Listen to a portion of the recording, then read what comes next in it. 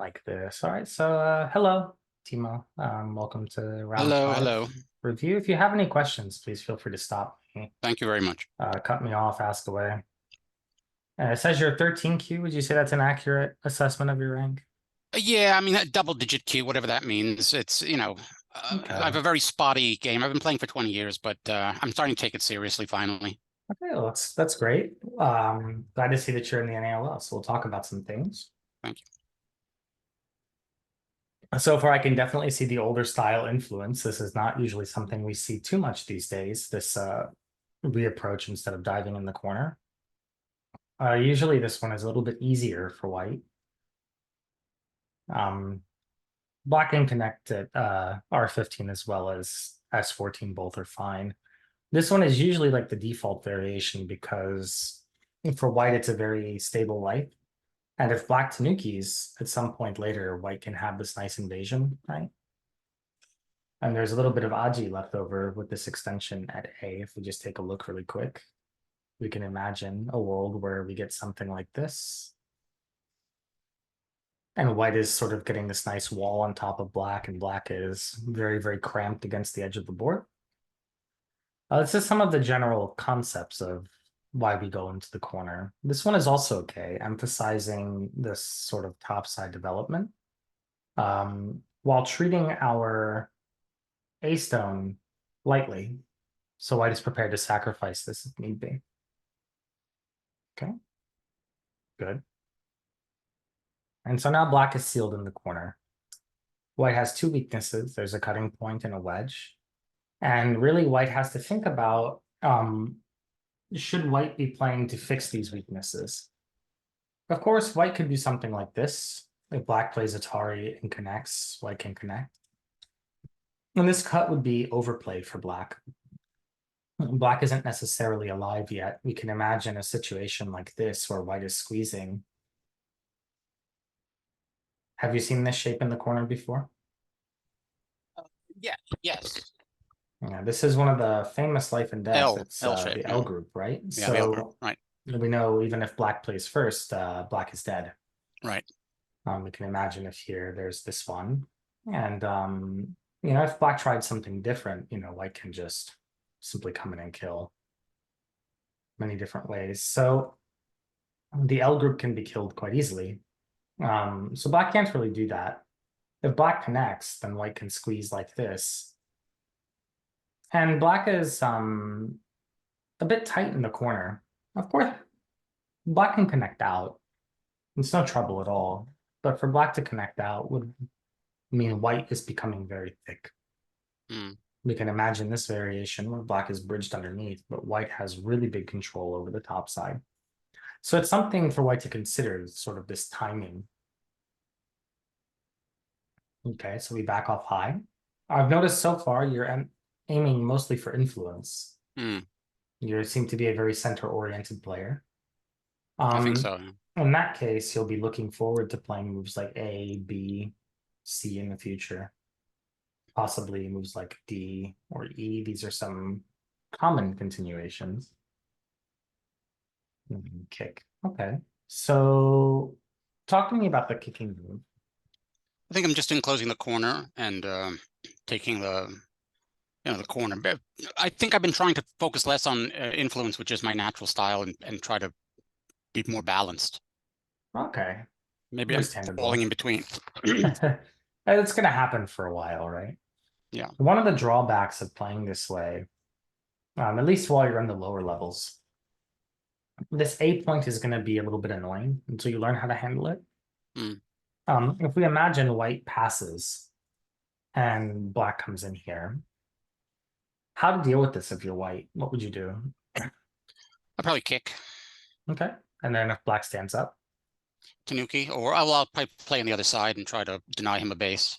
Okay, right. So we do this. And then the question is then, white has made this kick, white has made this kick. How strong is white's corner? Now Um, it's big enough for an invasion. we would hope white's corner is stable, but right, just as you said, there's a lot of annoying Mm, Aji mm, inside. mm, mm. And when black is striking the 3/3 point, it's hard to say white's attacking now Mm. because of this weakness left over. If we sort of rewind, in this position, one of the more standard options for white to play is this one. Have you ever seen this move? Yeah, I've seen things like that. Yeah, or at b6 as well. I would have Mhm. considered as well, probably. Yeah, this one is a little tighter than b6, but it's much more aggressive in terms of the defense. Mm, It doesn't give an extra peep to black. Whereas if we play this one and we try for the same shape, black can utilize this move much easier, or this one much easier.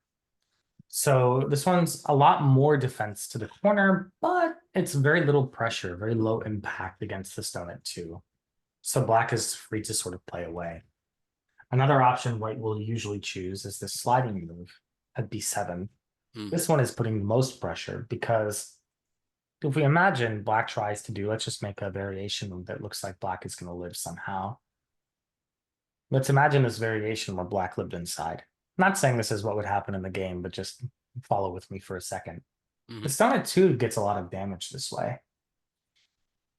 When white comes back to something like this 13 point and denies black the base, that stone, if it wants to run, it has to fly to the center, and white's going to have a good time chasing it. It's a little bit harder for black to justify coming in the corner because the outside is white's compensation here. So it's a little bit easier to handle that way. And then, of course, the most common response is white can usually just pincer. And then if black comes out, white can come out with black. And this is the fighting shape. But it's difficult to handle.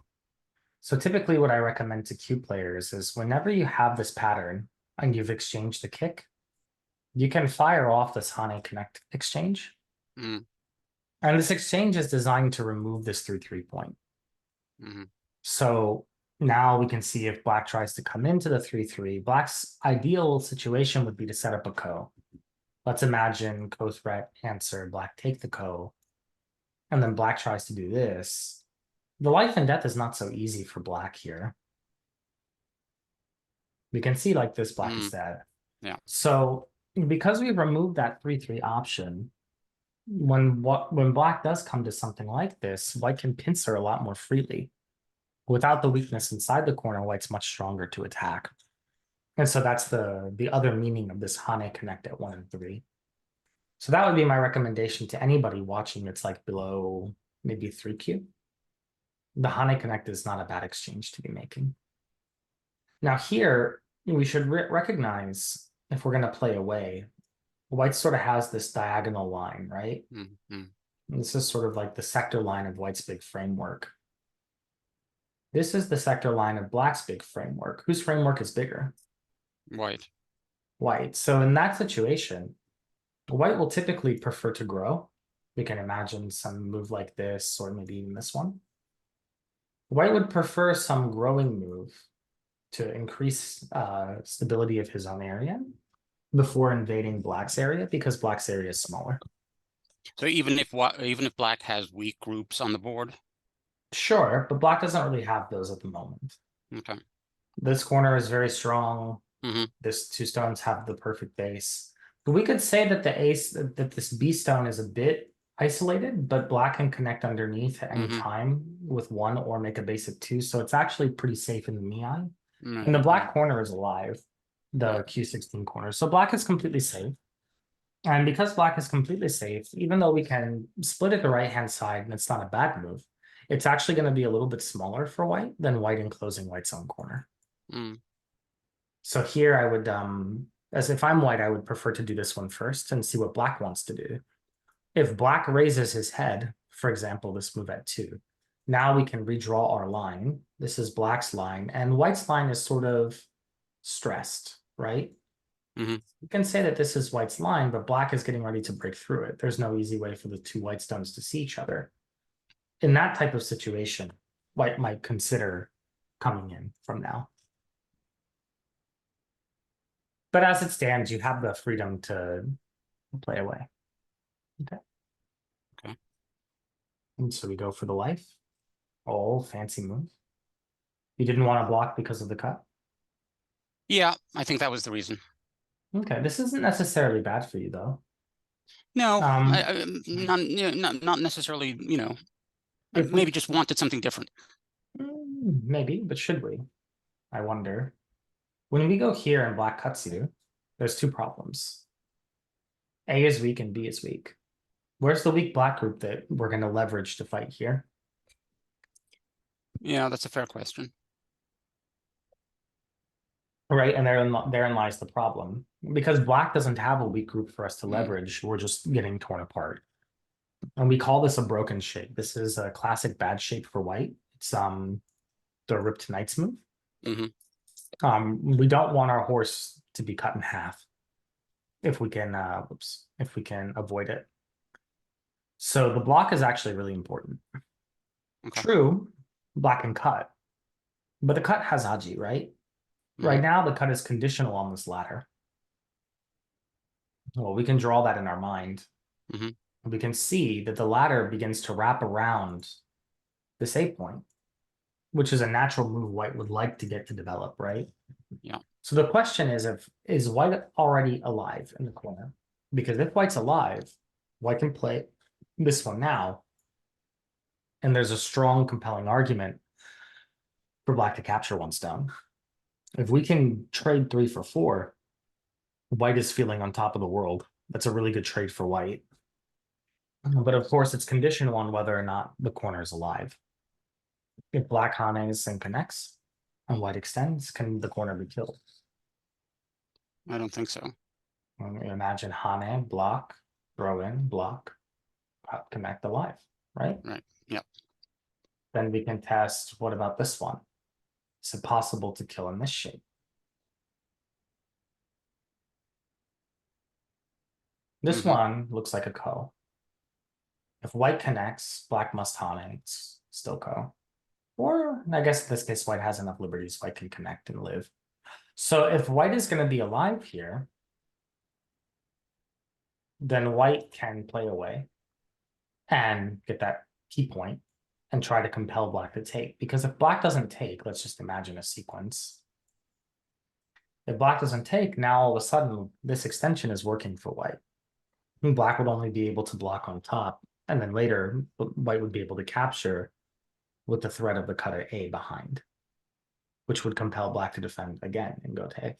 Not saying that white would do all this now, but it's something white could look at in the future after white has broken the bottom side. So it's not a bad thing. Once the shape got separated and you're crawling, we have to notice that black is still ahead of us. Mhm. So black just simply defends. We don't have a way to get ahead anymore. The best thing that we can do is like hope that black is going to be gentle somehow, and we'll be able to make two eyes in some way. Doesn't seem like it's going to be super realistic, but who knows? Maybe black's like, oh no, my cut, then we get to Mhm. live. It's painful, right? There's not really much white can do here. So because we're completely surrounded, we're ripped apart, it's better for white to save the group that's savable, which in this case would be the corner.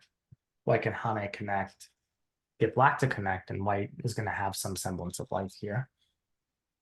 The 2 stones on the outside are dead, but later we have Aji, for example, this attachment can begin to reinvigorate some life into these stones. If we imagine this descent is sente at any point, we can go for something like this and extract the stones later. But for now, they're not big enough and they're not cutting stones, so we should save the corner. Okay. And then black Tanuki. So black is already saying even if white goes here, white's going to be dead. This is what black's reading. And then if white jumps, something like this, black is equally confident. Uh-oh. Is this one working? Seems so. Black is equally confident. So white is dead. Painful. How much did you lose this game by? I won. Oh, you won this game. Yeah. Oh, He congratulations. resigned. He resigned. Congratulations, because right now white is losing. You're white, Chris, in this one. Yeah. Okay, yeah. Yeah, because right now white is losing. But okay, we defend the top, that's good. Defend the corner, attack. It's all clean. Oh, this shape. How interesting. Normally supposed to be block. The idea is typically that if white cuts, black can descend, and the threat that black is going for is this move at A. So if this type of thing happens, black can slip the cut in and then jump out. And the cut is going to make it to where white's going to have to spend one more move inside. So black gets the center facing move by Sente. And then black is able to play something like diagonal or knight's move or any other combination to try to continue to fight. This would be a standard sort of idea. And this one is a little bit more risky because white can turn and then push, and then now the shape is getting torn apart. Usually in such cases, black might consider extend the sacrifice. If white like this, then we can force white to some awkward position and net the stone. But it seems he went just for the super solid route. This one's a really good choice. Atari, cut, defend, and then this one. So black is, it was very interesting because at the beginning, white had total control of the center. But somehow through the span of the next last like 35 moves, control has completely shifted from white to black. Locally, black is supposed to block. White is supposed to capture. If white ignores the block to come to the middle, this extending move can be really useful for black to remove the pressure of any type of wedge or aji around the A point. White would only be able to do this to catch the two stones, and then black would be able to squeeze in the endgame later, something like this for some extra value. And then black could break the corner from 3-3 point or B16, for example. But black is prioritizing the middle because black's seeing that the middle is so big. If that was black's plan, I would prefer to expend these exchanges first. Okay, even if this cut happens, I think it's okay for black to go for this double hane and build this way. Thing over here. So my game is being reviewed. Sorry, Oh, you're from good. last night. So if something like this were to happen, this would be a really, really good squeeze for black. Even though white gets to take 3 stones, black is getting a much stronger surround against the center. So when black plays this one in Gote, this is kind of like we should get the feeling that we have a chance now, right? White lost quite a bit because the bottom right corner should be dead. The right side is dead currently. And black has the whole middle of the board.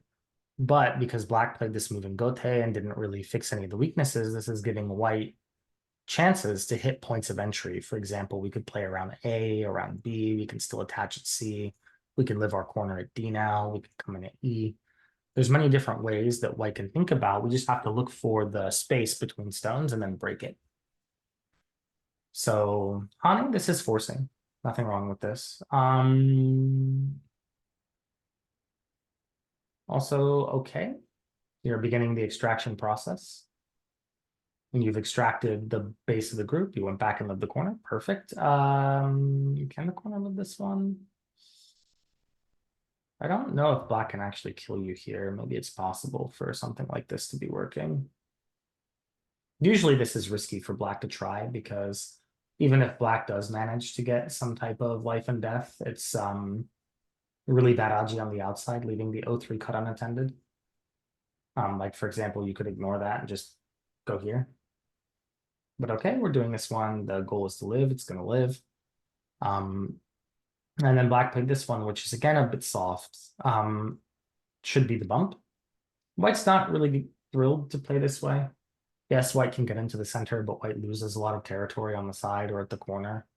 If something like this were to happen, for example, we can play this one, force white to capture, then later there's this clamp, which could be really annoying. Or even just the first line hane, which can be really annoying. So this one just a little bit soft. Here I would ask you, Tim, how important is the black A stone to black? Not significant at all. I think I was more concerned with saving my own stones. I think if we want to save, then we have to think about getting ahead of what black is going to do, right? So the only way black can attack you is if black gets to successfully Atari P15 and connect. For example, this, because this one can leave a cutting point, right? Or if we extend, black can continue to force through and cut. So if we want to fix that problem, we should fix that one. Go here, right? This is also going to have a high likelihood of being sente because if black ignores it, black needs to be absolutely confident in this life and death. Now, sometimes it can live, but there are going to be times where white can connect underneath and it doesn't live, and then black is just toast. So in those situations, black is in a really painful spot. So if white is able to capitalize, this one is going to be sente. Black is going to live. The carpenter square shape is alive, but white is connected out, and then we never have to make the small push at A to capture the irrelevant black stone. Because the problem with this one is it's completely gote. Black's current center potential can either be this line between these two stones, or it can be the line between these two stones. The difference is only 3 or 4 points. So black doesn't really have to worry about white following up in that local area. For example, if white goes here and we get something like this, black can just net the whole thing. And white's making very small progress into the area as opposed to bigger progress white could have made if white had played away elsewhere. So just a little bit small. Okay, we defended the territory. That was good. Connecting out, that's fine. Yeah, squeeze the corner. I guess black didn't realize that black was alive if black connected. This is just a living shape. If black leaves the position without 5, it's a ko, but white has to know the ko variations. This is the carpenter square, very famous shape. Like this, there was really no reason for black to start this ko. Black is going to be short on liberties. Even if white just connects, black is probably dead. Or maybe not dead, but it's going to be like white could just connect and then squeeze it like this. Black will live, but it's painful. If white wants to make the fight bigger, of course, white can start the ko, but white doesn't really need to fight it. Okay, white's simply a torrent, black connected. Now white's going after the ko. Connects. Usually, if you're gonna fight this ko, Timo, you want to actually play a ko threat to win it.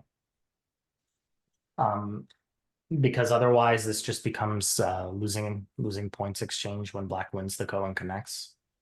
It's minus move for points. So for the interest of like not losing points, you should have a ko threat big enough that if your opponent ignores it, they're gonna feel very painful. Like for example, you could try this attachment. And then the claim is that if black comes in, we come in and we're destroying black's area too. And black's area was bigger than ours, so black is the one losing in that fight. And if black answers your ko threat, now when you take, black needs a ko threat that's worth more than this entire corner. That's a tall task. Right, like where is black going to play that's bigger than that? And black could play this one and say, okay, I'm going to kill white's corner, but I think that trade is still bigger for white.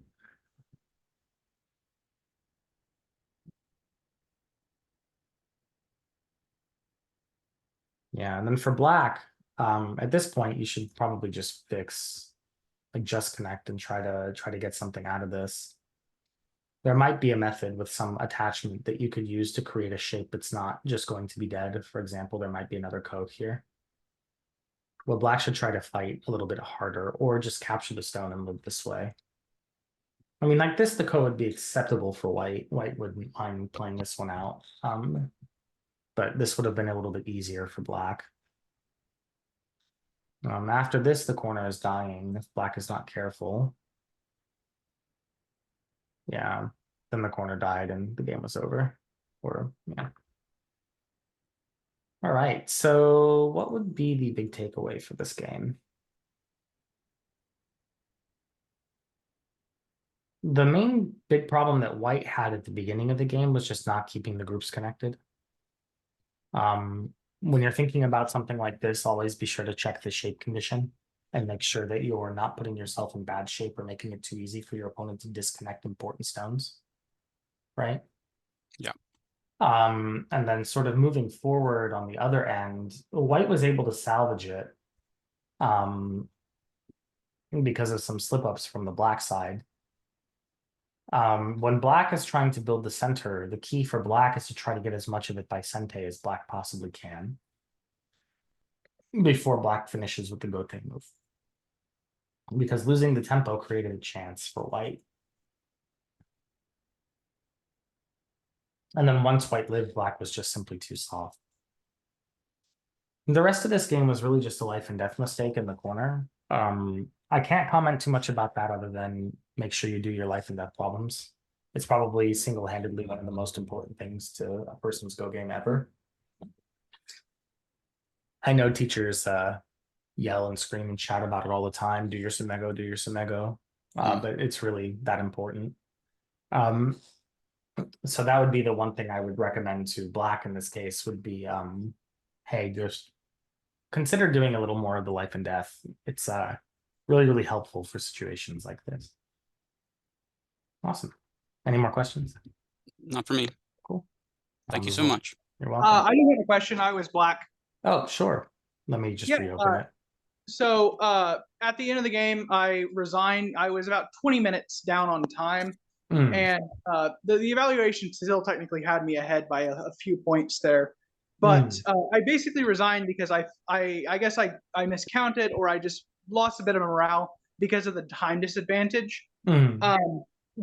What would be the best way to kind of combat that if that kind of happens, aside from obviously not getting that down into a time advantage to begin with? I mean, counting is just practicing. Okay. If you want to make your count as accurate as possible, you have to work on some end game visualization for that. So, like for example, how would we calculate the bottom part of black's territory? Well, we would imagine what's all of white sente endgame. So we could think about white descend at 1, black 2, white 3, black 4, white 5, black 6, right? So Mhm. for territory, we would only count that. And then in the bottom right corner, we might consider something like white A, black B, white C, D, E, F, in which case, if we think that's the most likely endgame, we would only count this. And we do that for both sides. We factor the Sente endgame in, and we just try to get as accurate a count as possible that way. And we just compare the numbers. And it's really that simple, right? Now, losing a group is very detrimental to morale, right? Especially if you were fighting hard to save it. But we shouldn't think that just because a group of stones died, that it's the end of the game, especially if the game is still right around the 100 move or earlier mark. There could usually be ways to catch up, provided there's big enough areas to really get at. And your whole center is quite big, even with other endgames sort of factored in. We can expect the center to be probably at least something in the neighborhood of like this much. And that's not small, you know. Like white's got a lot of edge territory, but very often games end up like this, where one person has the big center, one person has the edge territory. You just have to count and just keep trying, you know. You could resign here, but if the game looks like it, even eyeballing looks like it might be within 10, 15 points, keep playing. You'd be surprised what you can achieve in endgame. Understood. Awesome. So I will move to this first one. This is the game of Runas versus Anna. Normally I see Arunas in the chat, but I don't see him here this time. And Arunas won this game. It looked quite handily, so we'll see how that happens. Okay. Two space low pincer. This is very, very popular these days. A lot of complicated variations that can happen from now, but luckily it seems we went the simple route. Now, in this Joseki, there's many ways: black and continue, black and push, black and repinch, black and tanuki. It would take too long to really discuss them, so I'll just go until I see a mistake. Okay, first mistake. It didn't take long. So this R18 move, we have that versus a move around B. Now, corners are typically big, but we have one unfinished corner in the bottom right, and we have this corner that's been saturated by 8 stones for white, for black. This A move is going to be very much naturally smaller than this one move. Stones that have, or corners that have less stones in them tend to be worth more than corners that have had more stones put in place. So really, we should prioritize the B area if we're the black player here. Approaching at 1, for example, or checking the group at B could be a really strong option. Now, with B, we have to be careful because white's turn does put some pressure on our group here.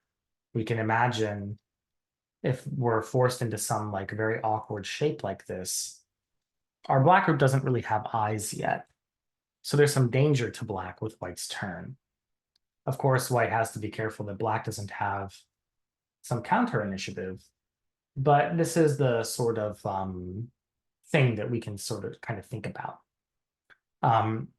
So black would be very much inclined to move out to the center or to exchange this one exchange, maybe exchange this exchange, fly out, turn, jump. This kind of thing would be quite standard.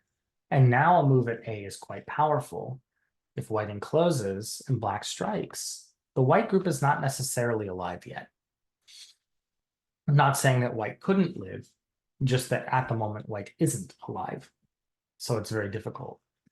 But if we strike this corner point first, there's really nothing stopping white from just expanding down the right side and removing all the pressure while developing his area, or her area, his area, yeah, while developing his area. So then this R18 move becomes just a little bit slow.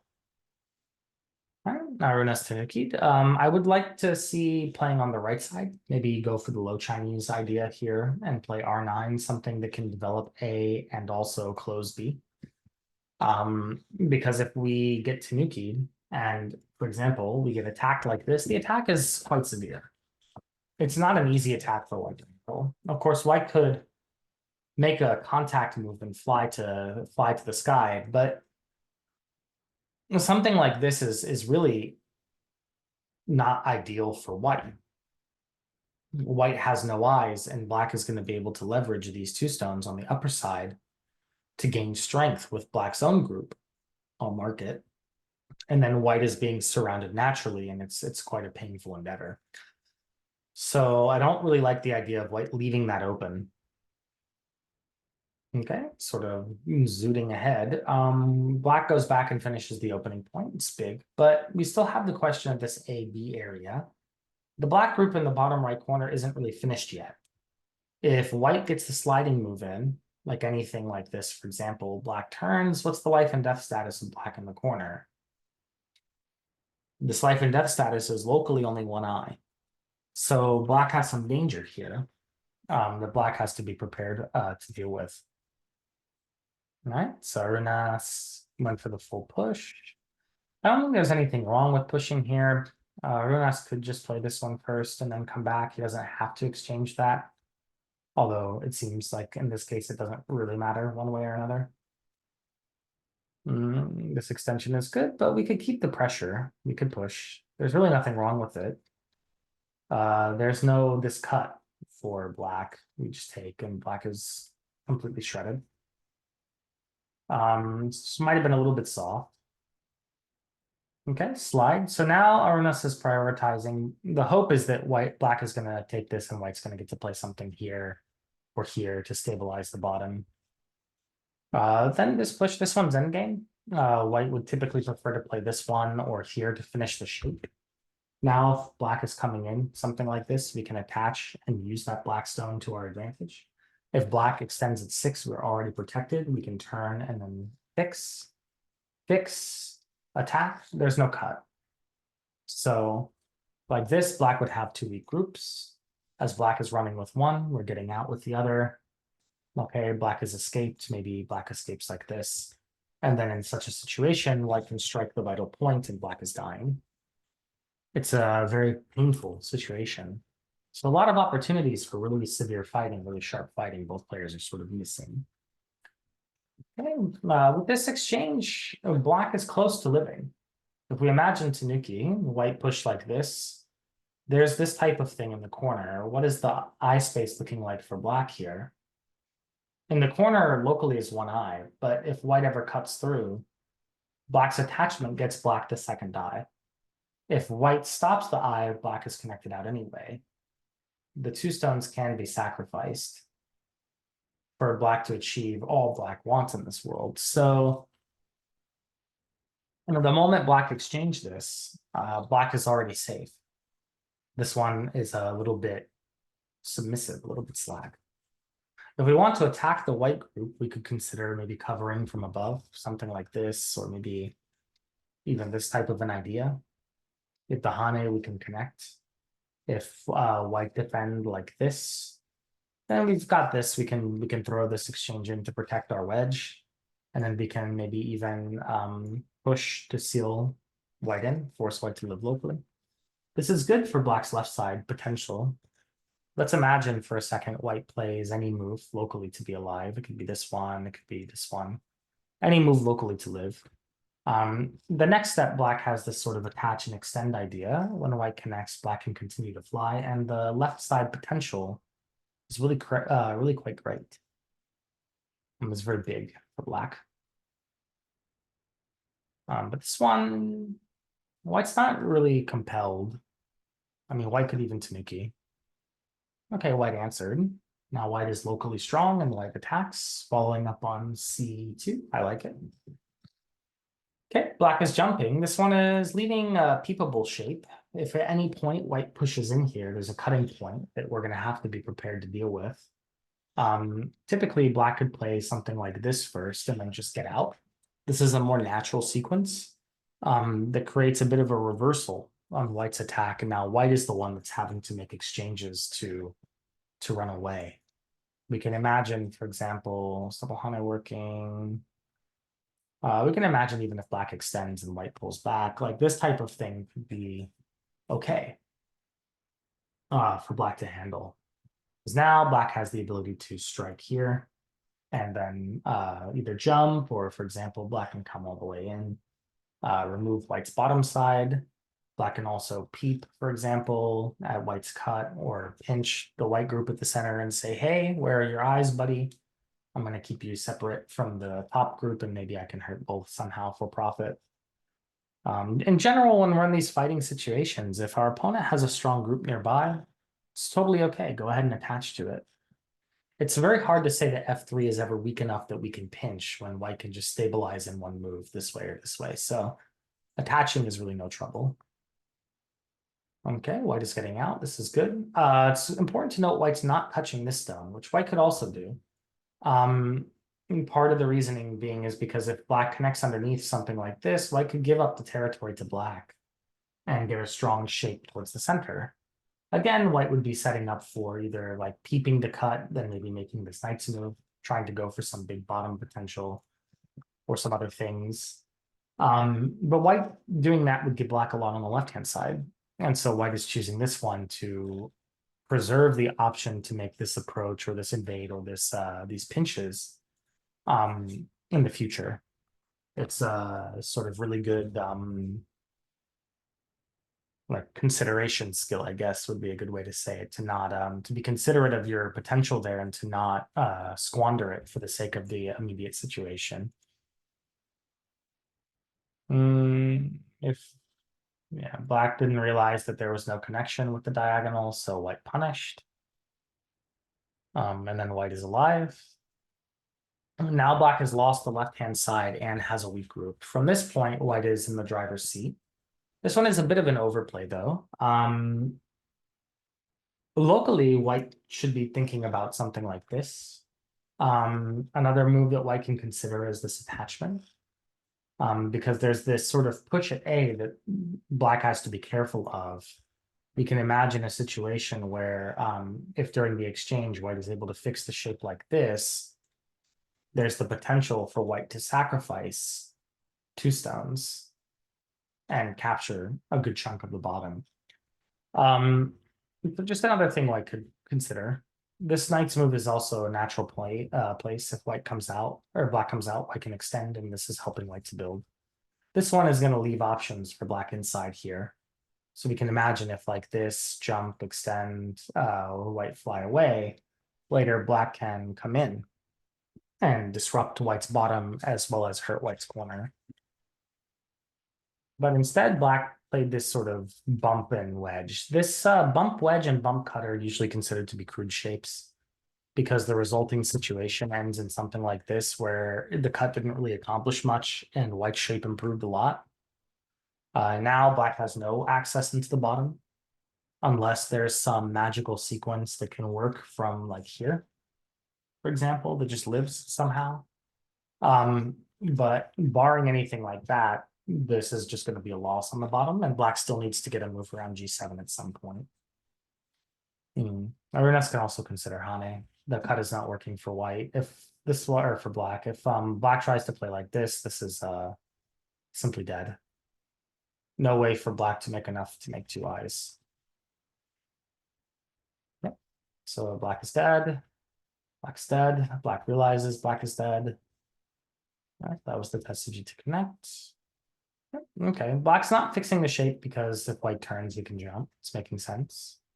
Squeeze was very big, right? So it begs the question, should black have jumped one further? Probably. So Arunas is opting not to go for double Hane here. Double Hane could be met by black extending. If black extends though, then white jump at 5 is a Tesuji. This is something that white sort of has in the back pocket to begin making a shape. And then from that position, white could consider this, or white could consider this one, which is a vital point, this table shape. I'd mentioned it before. If black ignores us, for example, we can go push and cut next. And if black defends the cut, something like this, then white is prepared to seal, and black is dying again. So double Hane was really quite strong. I think it was worth it for black to, or for white to consider it. If black simply extended, white could connect its good shape. Not sure about that one. Usually taking a liberty is going to be fine. If black jumps and we connect, then black has to worry about this sort of move at A surrounding. Let's just imagine really quick, something like this. There's no way for the connection to ever come back to bite us. If this Atari, we can connect, Atari, connect, push, block. There's no cut here because takes. If connect, connect. So no fear. Maybe white had a difficulty reading, so white protected, but actually this move wasn't necessary, and now black can simply connect out. Maybe white's plan at that point is to play here, but the group inside at the center is not small. Black can just push and jump. Sure, white has this peep, which can be quite annoying. This is true. White is threatening the life and death of black in the corner. Basically, if black is not able to make a 4 in a row here, then it's going to be dead. You can sort of see at this point, the mission is going to be, can black either escape or make 2 eyes? But it's hard for white to keep containing here. So I think all black needed to do was fix. By coming out, this cut still exists. At any point, white can sack the 2 stones. They're smaller than the whole group. Okay, but white saves them. Black saves and white surrounds. And then still white is refusing to cut. There's no cut at L8 right now. And the white extension at N8 is Sente. So it's very likely black has to answer here. If black answers here, how is black going to find the timing to live inside? It's very, very difficult, I think. And then white can just play however white wants. Even this is enough. Because it's not possible for black to push and cut. White can play Atari. So black can only either counter Atari, and if white connect, black connect, or black can think about this cut if the ladder is working. And black needs to have the working ladder. We can see ladder's working for black. And when black has the working ladder, then that's also fine. At that point, though, white can make this attachment, and there's no more cut in the shape. If black is running out, then white can jump. And either way, white is still gaining all the liberties white gained in the game, only white is now removed that connection at K5, and the game becomes decisive. So sort of zooming ahead a little bit, both players are still ignoring that cut. We doubled down and killed the stones that were already dead after black came back and fixed. This one might have been too quick by Arunas. He can cut. There's no way for black to escape. Black can play Atari, but we can capture. Maybe his worry was that black was going to go here and get an eye. Somehow, like this, black would live. And sure, black's alive. But if the left side group is dead, doesn't matter. Game is still over. So instead, black links all the groups together and the game proceeds. And now white's just playing endgame, endgame, endgame. Black makes 1 eye. And now all black needs to do is connect and make the second one. good. Then at this point, it seems that black had counted and realized it's not enough territory. Right. That was the game with Arunas. The recap, I would say, for this one, both sides sort of missed the urgency of the right side out of the opening here. It's very tempting to play away and play big opening places, but when we leave positions unfinished, especially positions that are very middle game-esque, those can often be bigger than your basic opening plans. In this case, it just so happens that white's open skirt left behind a painful weakness in the corner at A. And black had the chance to use it, but both players didn't notice it in time. And then again, black Tanuki's like this weak area and doesn't play from the right side. So for this, I would recommend practicing up on direction of play, but just maintaining group safety. You know, be sure to maintain the safety of your groups, and once your groups are strong, then go for the attacks. You know, don't try to rush too much to do things.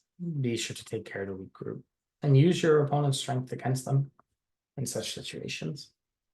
Okay, so moving on to the last one.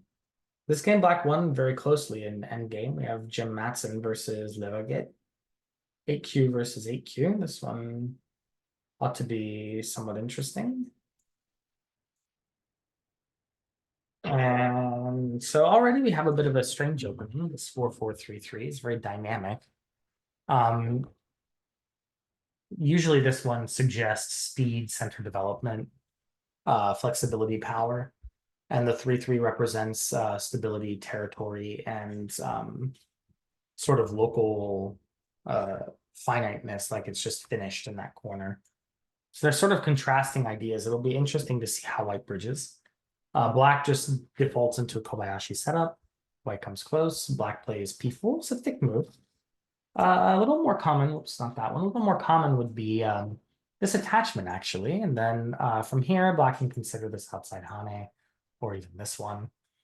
If white Hanes and blocks something like this, then black has the ability to Hane double Hane. It's quite painful. White is sort of sealed into the corner. And if white answers with something like this, there's this one, black can squeeze and extend.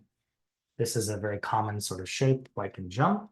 If black wants to keep all the bottom territory, black can play knight's move. And then it's up to white where white goes from here. Maybe white can choose to invade at 10.